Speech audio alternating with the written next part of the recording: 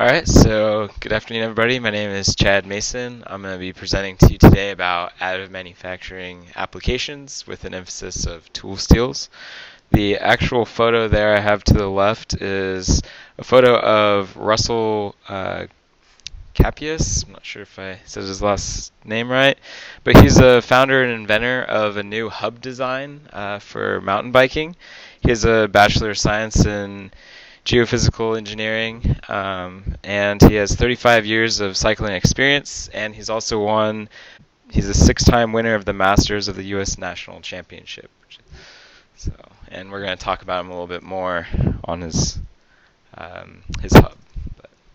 So Capius is kind of a startup company from two guys. That's why they have about 2 employees. It's out of their garage. They're located in Colorado, and Bicycle Magazine included them in the timeline of noteworthy bicycle innovations for their 50th anniversary magazine. Their typical business interests are cycling equipment, so hubs, rims, and wheel sets. They are sponsored by Cliff Bar, and they are competing all the time and making new hub designs as the years go on. So as far as the hub, it's called the KH1. The actual hub is the outside of it is hand-laid carbon fiber that they do in their garage, and then the photo there on the right is the internals, and those are actually all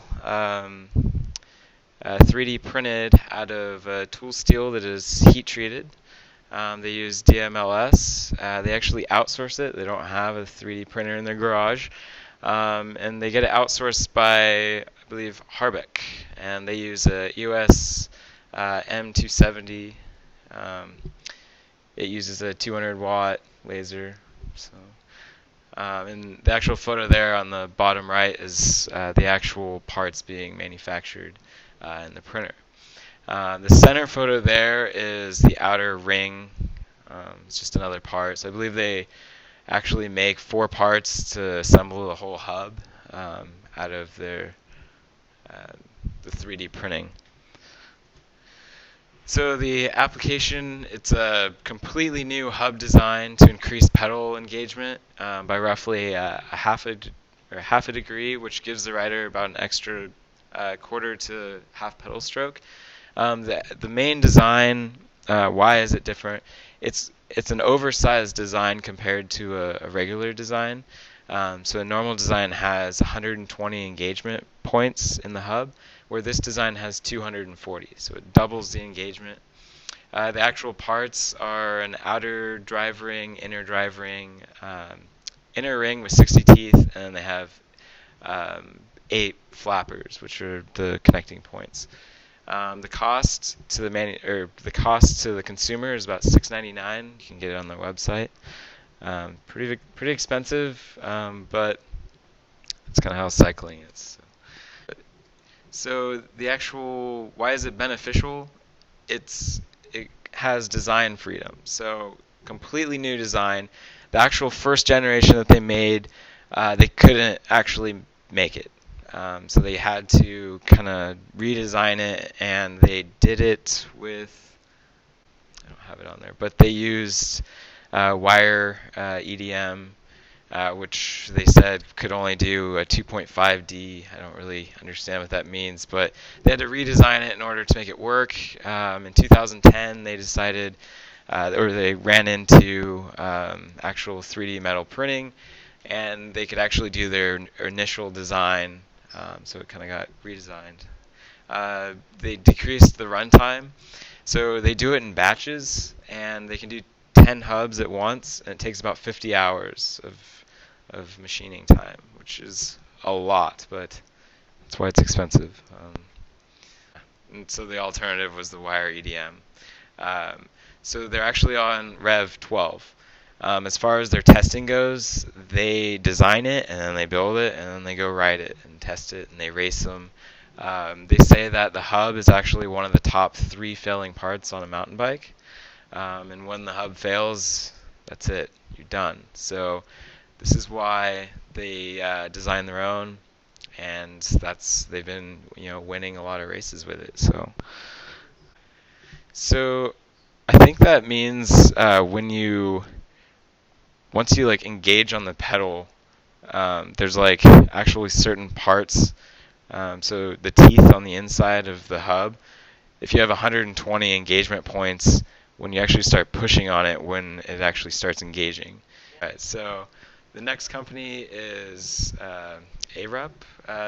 So they're a very large company, headquartered in the United Kingdom, 1.1 billion revenue, 11,000 employees.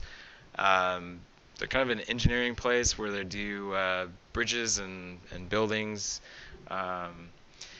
They actually have a research challenge, and that's where this one comes from. They encourage open innovation, focus on, of course, their actual top global research priorities that they're working on.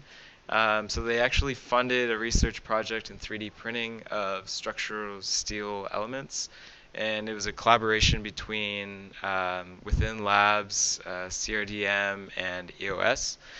So they actually gave them $50,000, and it was actually a project in the United Kingdom of building a bridge. They want it to be the aesthetics of the bridge to look good, right? But a lot of times, what an architect designs, you can't actually afford to make it because you're on a budget.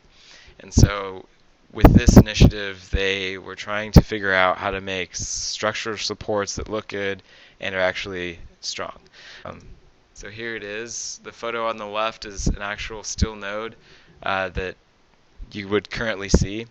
The one on the right is a 3D printed out of a tool steel using DMLS, and it's only 12 centimeters big. It's not the actual size. This is just a prototype, and they actually found that it is roughly 4 times stronger than the one to the left. So kind of interesting. So a steel node basically is a connection point or a joint. And it was beneficial because it's fully custom. So you don't actually have to redesign the bridge. You kind of just you can you can design on the fly. Like I said, it could be 4 times stronger. And currently, the price of it cost way too much, but they are expecting it to drop down and be beneficial in the years to come.